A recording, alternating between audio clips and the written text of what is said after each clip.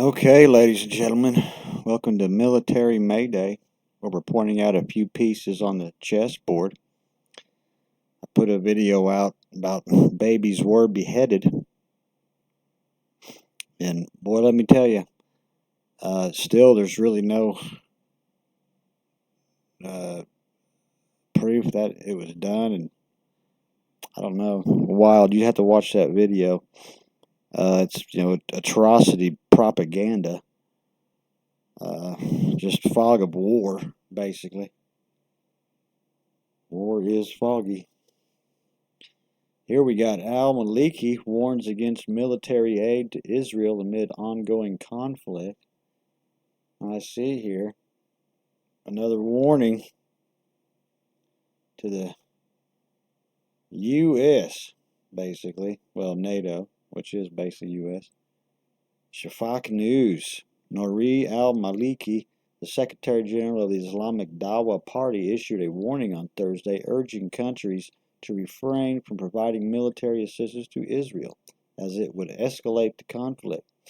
He also considered Operation Al-Aqsa flood to be the harshest defeat for Israel since its establishment.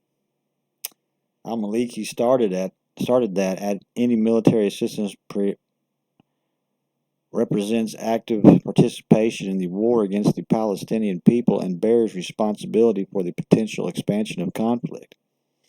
He added, what Israel is currently facing is its harshest defeat since 1948, and what is to come will be even greater. He pointed out that the occupation has proven for 7 decades that the peace agreements and the rush towards normalization with the Zionist entity are nothing more than a fallacy shattered by Palestinian militants.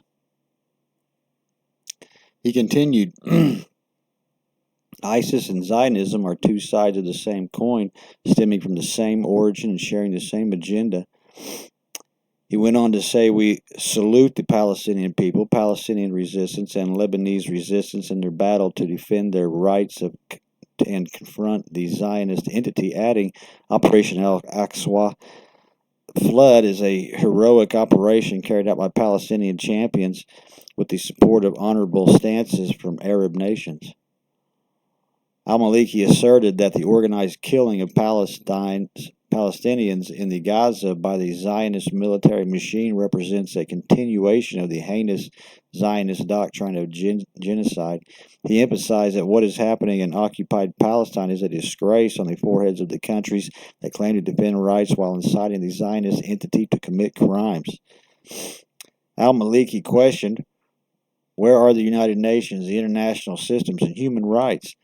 Is there anything worse than what we are witnessing today in terms of support for the treacherous Zionist war machine? He concluded by saying, what matters to us is the positions of our Muslim and Arab brothers who must stand alongside their Palestinian brothers and the sacred cause.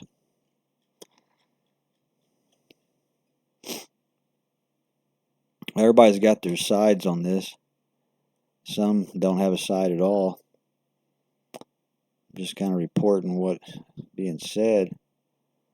But basically, my interpretation of that was, if you keep backing Israel, then it's going to just bring on more Arab nations that want to fight against them.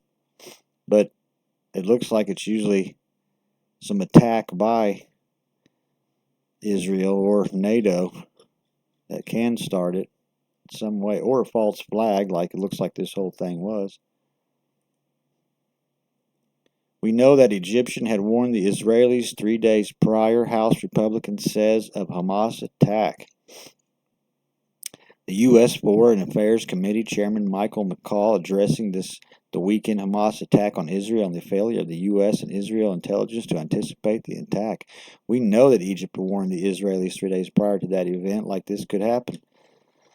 We know that this had been planned perhaps as long as a year ago, McCall, a Republican from Texas, said. I don't want to get too much into classified details, but a warning was given. I think the question was at what level, McCall added. House members attended a closed-door briefing on the situation in Israel with Biden and administrative officials Wednesday. The Egyptian government reported has not responded to McCall's claim, but Egyptian media with ties to the nation's intelligence dismissed the possibility that such a warning was given to Israel, according to the report by AFP. The office of the Israel Prime Minister Benjamin Netanyahu on Tuesday said that no warning had been given. President Joe Biden had asked Congress to send more aid to Israel and called the attacks by Hamas sheer evil. Hamas launched a surprise attack on Israel Saturday, firing thousands of rockets from Gaza and then staging an incursion into Israel that led to the murder and abduction of civilians. More than 2,100 people have been killed and thousands wounded on both sides. Israel issued a war declaration on Sunday, a green light for significant military steps in retaliation against Hamas, which is designated as a terrorist organization by the U.S.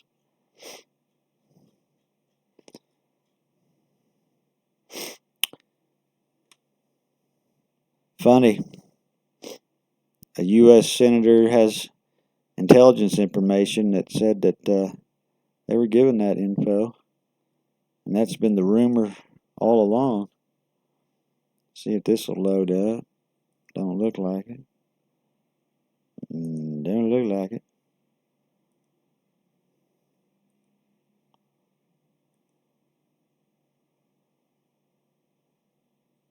Ain't that something? There we go. Israel-Hamas war latest. Hamas attempting to infiltrate via sea as Gaza encircles 360,000 Israeli troops. See if I can get through this one here.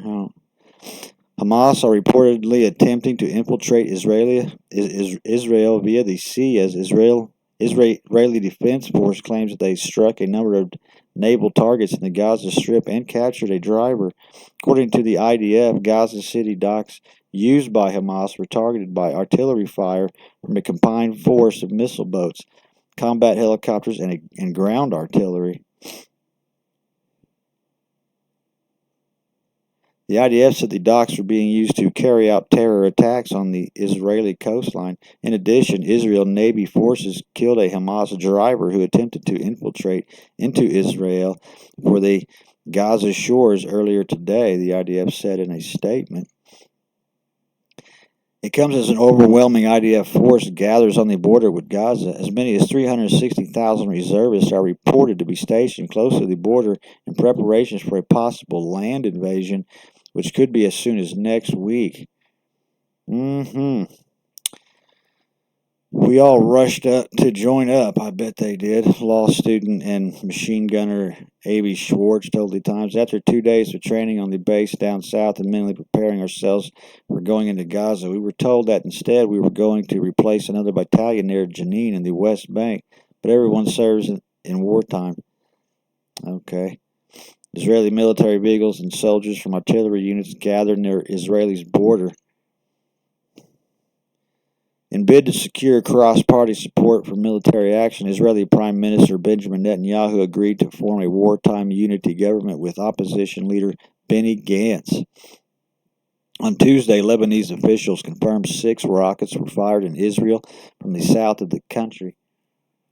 Israeli officials also said shells were launched from Syria and said its soldiers had retaliated by firing toward the origin of launching in Syria. In a fiery speech on Tuesday, Israeli PM said Hamas will understand that by attacking us they have made a mistake in historic proportions.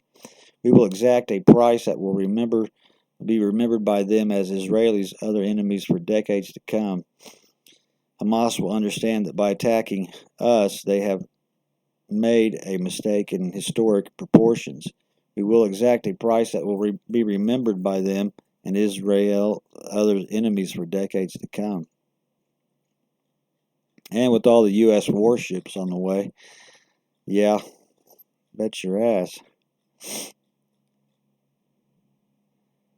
good to be buddies with NATO. I want to end this one here. I'm running short on time. If you do enjoy this type of stuff, well, smash that like button, subscribe to the channel. Toodaloo.